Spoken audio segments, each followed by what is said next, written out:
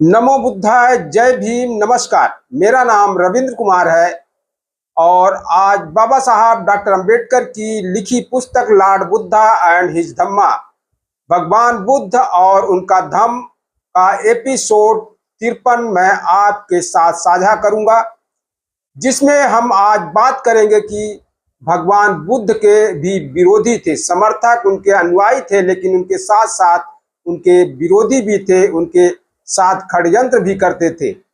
कुछ लोगों का आरोप था कि भगवान बुद्ध जादू टोना से लोगों को धम्म दीक्षा देते हैं। कुछ लोगों ने उनको गृहस्थ जीवन बर्बाद करने का भी लांछन लगाया। कुछ लोगों ने उन्हें हत्या करने की भी कोशिश की। आइए देखते हैं कि विरोधियों ने भगवान बुद्ध को क्या क्या आरोप लगाए और कौन हत्या करने की कोशिश किया। एक बार भगवान बुद्ध वैशाली के महावन में कूटागार शाला में ठहरे हुए थे।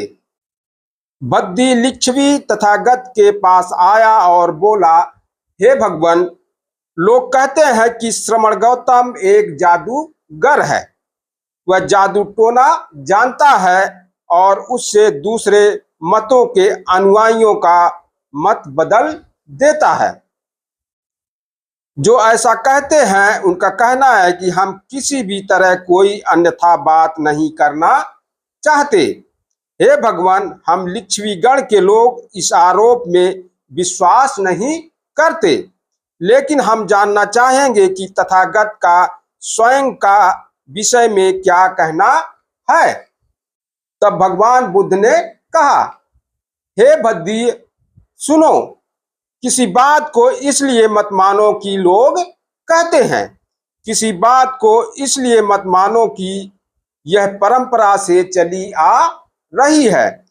किसी बात को इसलिए मत मानो कि वह सुनी सुनाई है। किसी बात को इसलिए मत मानो कि वह धर्म ग्रंथों में लिखी हुई है। किसी बात को इसलिए मत मानो कि वह तर्क शास्त्रों के अनुसार है। किसी बात को केवल इसलिए मत मानो कि वह न्याय शास्त्र के अनुसार है। किसी बात को केवल इसलिए मत मानो कि ऊपरी तौर पर वह मान्य प्रतीत होती है। किसी बात को केवल इसलिए मत मानो कि वह अनुकूल दृष्टि की है।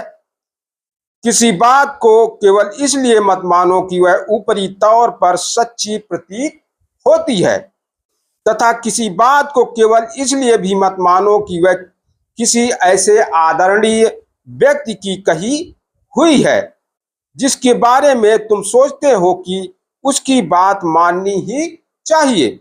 लेकिन हे बद्दी, यदि तुम अपने ही अनुभव से यह जान लो कि अमुक कर्म पाप कर्म है, अमुक कर्म अकुशल कर्म है, या अमुक कर्म विज्ञ पुरुषों द्वारा प्रतिबंधित है और अमुक कर्म हानिकर है, और तो बद्दी ऐसे कर्म का तुम त्याग कर दो। अब जहां तक तुम्हारे प्रश्न का संबंध है, मैं तुमसे ही पूछता हूं कि जो लोग मुझ पर जादू करने का आरोप लगाते हैं, क्या वे महत्वाकांक्षी लोग नहीं हैं? बद्दी बोला, हे भगवान, वे हैं। तो हे बद्दी, क्या ऐसे आदमी जो महत्वाकांक्षी हो और लोभ के वशीभूत हो, अपनी महत्वाकांक्षा पूरी करने के लिए झूठ नहीं बोलता या दूसरे अकुशल कर्म नहीं करता? हे भगवान, करता है। तो हे बद्दी, जब ऐसा आदमी द्वेष और बदला लेने की भावना से वशीभूत हो जाता है, तो क्या वह उन लोगों के विरुद्ध जिन्हें वह समझता है कि वह उसकी महत्वाकांक्षा के पथ में बाधक है, झूठे आरोप लगाने के लिए दूसरों को प्रेरित नहीं करता? बद्दी बोला, हे भगवान, करता है। तो बद्दी, मैं तो इतना ही कहता हूं मैं कहता हूं कि आओ, लोभ युक्त विचारों के वशीभूत मत हो। यदि तुम उन पर काबू रखोगे तो तुम मन, वचन, कर्म से कोई काम ऐसा नहीं करोगे जिसके मूल में लोभ हो। द्वेष और मोह के वशीभूत मत हो। इसलिए हे बद्दी, जो श्रमण ब्राह्मण मुझ पर यह आरोप लगाते हैं कि श्रमण गौतम एक जादूगर है, वह जादू टोना जानता है और उससे दूसरे मतों के अनुयायियों का मत बदल देता है, वे झूठे हैं, मृषावादी हैं। हे भगवान, आपका यह जादू बड़े भाग्य की बात है। आपका यह जादू बड़े सौभाग्य की बात है। हे भगवान, क्या अच्छा हो कि मेरे सभी सगे संबंधियों पर आपका जादू चल जाए। निश्चय से यह उनके हित और सुख के लिए होगा। हे भगवान, यदि सभी क्षत्रिय, ब्राह्मण, वैश्य, शूद्र इसी जादू के वशीभूत हो जाए तो निश्चय से यह उनके हित और सुख के लिए होगा। इसमें कोई संदेह नहीं कि हे बद्दी, यह बात निश्चित है हे बद्दी, कि यदि इस जादू के वशीभूत होकर सभी अकुशल कर्मों का त्याग कर दें तो यह संसार के हित और सुख के लिए होगा। भगवान बुद्ध पर समाज पर व्यर्थ भार होने का दोषारोपण भी किया गया है। भगवान बुद्ध पर यह भी आरोप लगाया गया कि वह समाज पर भार स्वरूप है और काम करके अपनी जीविका नहीं कमाते। एक बार भगवान बुद्ध मगध जनपद के दक्षिणगिरी प्रदेश में एक नाला नाम के ब्राह्मण ग्राम में रहते थे। उसी समय कृषि भारद्वाज ब्राह्मण के 500 हल खेत बोने के लिए जोते जा रहे थे। पूर्वाह्न समय तथागत चीवर पहन तथा पात्र हाथ में ले वहां पहुंचे जहां ब्राह्मण अपना काम कराने में लगा था और जहां थोड़ी ही देर पहले भोजन लाया गया था। वहां पहुंचकर तथागत एक ओर खड़े हो गए। भिक्षा के निमित्त तथागत को वहां खड़े देख ब्राह्मण बोला, हे श्रमण गौतम, मैं हल जोतता हूं, बीज बोता हूं और तब खाता हूं। तुम्हें भी हल जोतना चाहिए, बीज बोना चाहिए और तब खाना चाहिए। तो गौतम बुद्ध ने कहा, हे ब्राह्मण, मैं भी जोत बो कर ही खाता हूं। तब ब्राह्मण बोला, मैं न कहीं श्रमण गौतम का हल जोतते देखता हूं, न हल देखता हूं और न हल की फाल देखता हूं, न बैलों के हाँकने की पैनी देखता हूं और न बैलों की जोड़ी ही देखता हूं। तब भी आपका कहना है कि आप जोत बोकर खाते हैं। आप कृषक होने का दावा करते हैं, किंतु हम आपके पास कृषि का एक भी साधन नहीं देखते। हमें अपनी कृषि के संबंध में समझाएं कि आप कैसे कृषि करते हैं, हम उसके बारे में सुनना चाहते हैं। भगवान बुद्ध बोले, मेरे पास श्रद्धा का बीज है, तपस्या की वर्षा है, प्रज्ञा रूपी जोत है और हल है, पाप भीरुता का दंड है, विचार रूपी रस्सी है, स्मृति यानी चित्त की जागरूकता रूपी हल की फाल और पैनी है। वचन और कर्म में संयत रहना और भोजन की उचित मात्रा का ज्ञान। मैं अपनी खेती को बेकार घास से मुक्त रखता हूं और आनंद की फसल काट लेने तक प्रयत्नशील रहने वाला हूं। अप्रमाद मेरा बैल है और जो बाधाएं देखकर भी पीछे मुंह नहीं मुड़ता, वह मुझे सीधा शांति धाम तक ले जाता है, उस शांति स्रोत तक जहां दुख का लवलेश नहीं है। इस प्रकार मैं अमृत की खेती करता हूं। जो कोई मेरी तरह खेती करता है उसके दुखों का अंत हो जाता है। ऐसा कहने पर उस ब्राह्मण ने खीर भरी कांसे वाली थाली भगवान बुद्ध को समर्पित करनी चाहिए और बोला, श्रमण गौतम, इसे ग्रहण करें। निस्संदेह आप ही कृषक ही हैं, क्योंकि आप अमृत की खेती करते हैं। तथागत का उत्तर था, यह मेरे लिए अखाद्य है। बुद्धिमान इसका समर्थन नहीं करते। तथागतों को यह सर्वथा अस्वीकृति है। जब तक यह धर्म विनय विद्यमान है तब तक यही प्रथा बनी रहनी चाहिए। दूसरे श्रमण ब्राह्मण हैं जो संयत हैं, जो शांत है, जिनका सम्यक आचरण है, जो निर्दोष है, ऐसे जो पुण्य क्षेत्र हैं, तू उन्हीं को यह दे। यह बात सुनी तो ब्राह्मण ने तथागत के चरणों में सिर रखकर कहा, अद्भुत हैं श्रमण गौतम, सर्वदा अद्भुत हैं। जैसा कोई आदमी गिरे को उठा दे या छिपे को उघाड़ दे या मार्ग भ्रष्ट को रास्ता दिखा दे या अंधेरे में प्रदीप जला दे ताकि आंख वाले चारों ओर की चीजें देख सके, इसी प्रकार तथागत ने नाना प्रकार से अपना धर्म स्पष्ट कर दिया।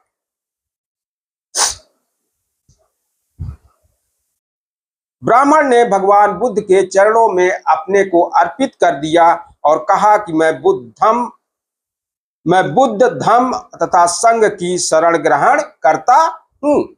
मुझे आपके हाथों प्रवज्ञा मिले, उपसंपदा मिले। इस प्रकार किसी भारद्वाज ब्राह्मण ने भी प्रवज्ञा तथा उपसंपदा ग्रहण की। सुखी गृहस्थियों को भी उजाड़ने का तथागत पर आरोप लगता था, दोष लगता था। यह देखकर कि मगध के बहुत से कुलपुत्र तथागत के शिष्य होते चले जा रहे थे, कुछ लोग असंतुष्ट और क्रोधित हो गए। कहने लगे, श्रमण गौतम माता पिता को संतान विहीन बना रहा है। श्रमण गौतम स्त्रियों को विधवा बना रहा है। श्रमण गौतम कुलों को उजाड़ रहा है। उसने 1000 जटिलों को दीक्षित किया। उसने सज्जय के अनुयायी इन 250 परिव्राजकों को दीक्षित किया और मगध के ये बहुत से कुलपुत्र श्रमण गौतम की अधीनता में पवित्र जीवन व्यतीत कर रहे हैं। अब आगे क्या होने वाला है कोई नहीं कह सकता। और लोग जब भिक्षुओं को देखते तो उन्हें यह कहकर चिढ़ाते भी थे कि महाश्रमण मगधों के राजगृह आया है। यह सज्जय के सभी अनुयायियों को अपने साथ लिए फिरता है। अब पता नहीं किसकी बारी है। भिक्षुओं ने यह आरोप सुना तो तथागत को जाकर कहा। तथागत ने उत्तर दिया, हे भिक्षुओं, यह हल्ला बहुत दिन नहीं रहेगा, यह सप्ताह भर रहेगा, उसके बाद अपने ही आप शांत हो जाएगा। और हे भिक्षुओं, यदि वे तुम्हें चिढ़ाएं तो तुम यह कहकर उनका उत्तर दे सकते हो कि जो महावीर है, जो तथागत है, वे सद्धर्म के रास्ते ले जाते हैं। यदि बुद्धिमान जन किसी को सद्धर्म के रास्ते ले जाते हैं तो उसमें किसी को भी शिकायत का कोई कारण नहीं होना चाहिए। मेरे धर्म में जबरदस्ती के लिए स्थान नहीं है। आदमी चाहे तो घर छोड़कर प्रव्रजित हो सकता है और आदमी चाहे तो घर पर ही बना रह सकता है। जब भिक्षुओं ने तथागत के आदेशानुसार आलोचकों को उत्तर दिया तो लोग समझ गए। शाक्य पुत्र श्रवण गौतम लोगों को धम्म के रास्ते ले जाते हैं, अधर्म के रास्ते नहीं। उन्होंने तथागत को दोष देना बंद कर दिया। फिर जो दूसरे मतों के थे यानी दूसरे संप्रदायों के थे, उन्होंने भगवान बुद्ध का हत्या भी करनी चाहिए, उन्हें बदनाम भी करना चाहा। इस तरह की भी जो कथाएं हैं, तैतीरखों द्वारा हत्या का मिथ्याक्षेप यानी जो दूसरे संप्रदाय के थे, उन्होंने भगवान बुद्ध पर हत्या का झूठा आरोप भी लगाया था। अन्य संप्रदायों के साधुओं को ऐसा लगने लगा था कि श्रवण गौतम के कारण लोग उनका आदर सत्कार कम करने लगे हैं। इतना ही नहीं, यह भी जानते हैं कि वे हैं भी या नहीं। हम देखें कि किसी षड्यंत्र की मदद से हम जनता में उसका प्रभाव घटा सकते हैं या नहीं। शायद सुंदरी की सहायता से हम ऐसा कर सके। तैर्थिक सोचने लगे। वे सुंदरी के पास गए और बोले, हे बहन, तुम बहुत ही सुंदर और मनोरम हो। यदि तुम श्रवण गौतम के बारे में कुछ अफवाह फैला दो तो हो सकता है कि लोग उसका विश्वास कर ले और श्रवण गौतम का प्रभाव घट जाए। सुंदरी प्रतिदिन शाम को हाथों में फूलों की मालाएं तथा नाना प्रकार की सुगंधियां लेकर जेतवन की ओर जाने लगी।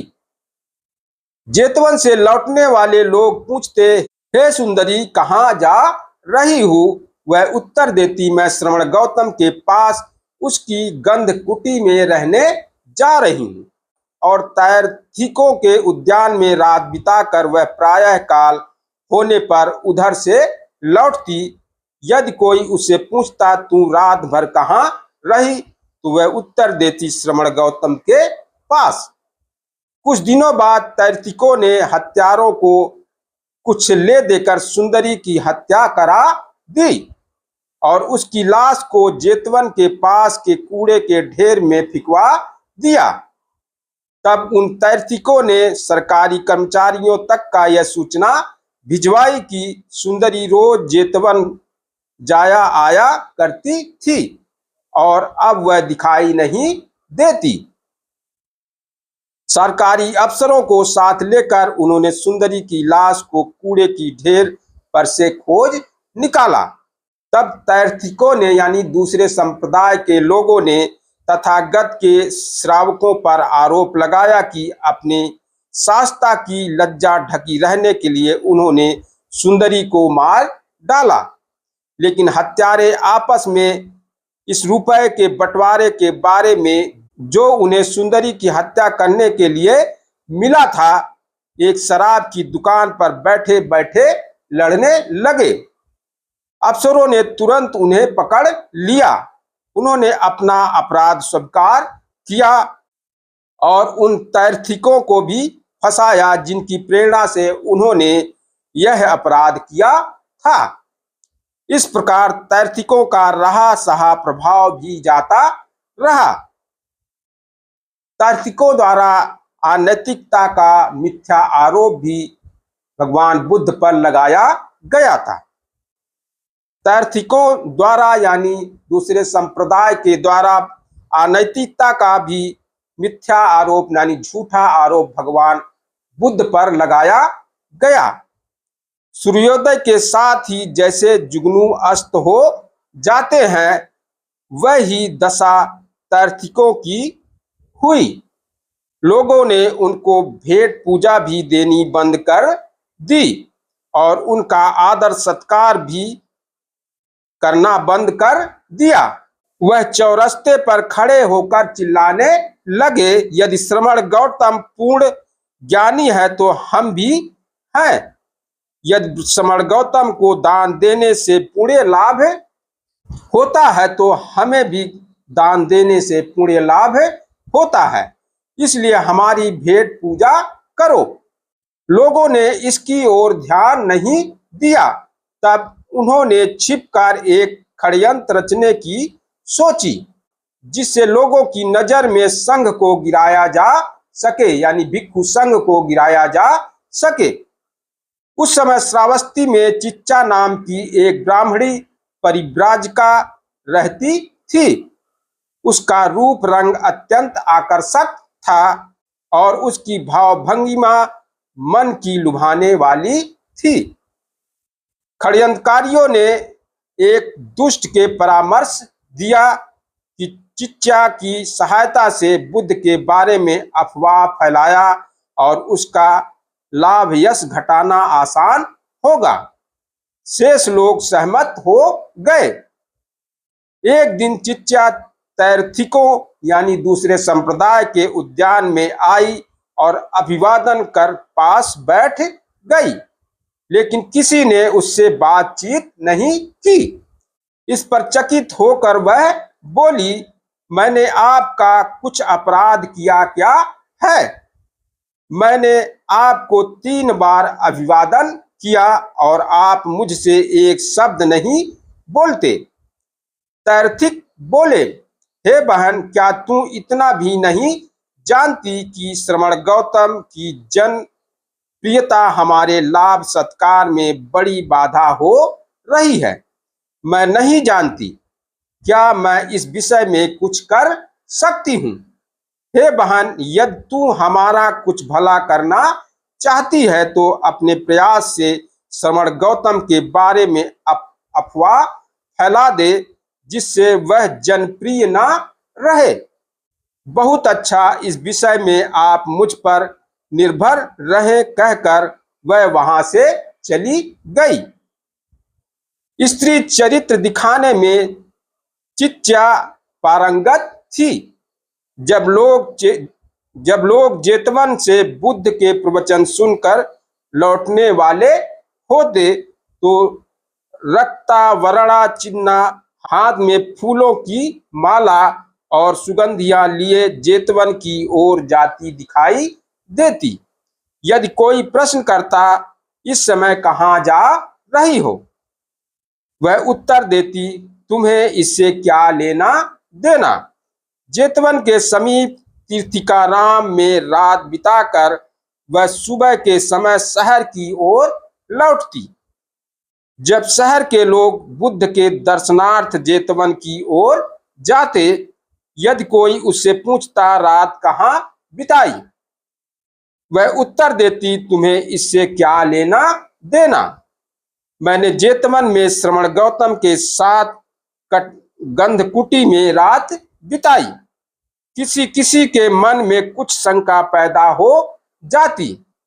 4 महीने बीतने पर उसने अपने पेट के पर कुछ पुराने चीथड़े लपेटकर उसे ऊंचा कर लिया और कहना आरंभ किया, श्रवण गौतम से उसे गर्भ ठहर गया है। कोई कोई शायद विश्वास भी कर लेते थे। 9वें महीने में उसने अपने पेट पर एक लकड़ी का टुकड़ा बांध लिया और विषैले कीड़ों से देह कटाकर हाथ पैर फुला लिए और जिस समय तथा जिस स्थान पर भगवान बुद्ध भिक्षुओं और गृहस्थों को प्रवचन दे रहे थे, वहीं पहुंचकर कहने लगी, हे महान उपदेशक, तुम लोगों को बहुत उपदेश देते हो। तुम्हारी वाणी बड़ी मधुर है और तुम्हारे ओंठ बड़े कोमल हैं। तुम्हारे संसर्ग से मुझे गर्भ ठहर गया है और मेरा समय नजदीक आ गया है। तुमने मेरी प्रसूति की कोई व्यवस्था नहीं की। उस अवस्था के योग्य पथ्य आदि भी मुझे कहीं दिखाई नहीं देता। यदि तुम स्वयं इसकी व्यवस्था नहीं कर सकते तो अपने शिष्यों में से किसी को, चाहे कौशल नरेश को या चाहे अनाथ पिंडक को अथवा चाहे विशाखा को, कहकर इसकी व्यवस्था क्यों नहीं करते। लगता है कि तुम किसी कुमारी को अंगीकार करना जानते हो, लेकिन उसके परिणाम स्वरूप जो संतान जन्म ग्रहण कर ले उसकी पावन विधि से अपरिचित हो। उपस्थित जनता मूक बनी बैठी रही। भगवान बुद्ध ने अपना प्रवचन बीच में रोककर बड़ी गंभीरता से उत्तर दिया, हे बहन, तूने तो कहा है कि उसके सत्यासत्य का ज्ञान केवल मुझे और तुझे ही है। चिच्चा जोर जोर से खांसते हुए बोली, हाँ हाँ, ऐसी बात का ज्ञान हम दोनों को ही हो सकता है। उसके खांसने से वह गांठ जिससे उसने लकड़ी को पेट पर बांधी हुई थी ढीली पड़ गई और वह लकड़ी खिसक करके उसके पांव पर आ गिरी। चिच्चा कहीं ना रही। लोगों ने उसे डंडे और पत्थे मार मार कर वहां से भगा दिया।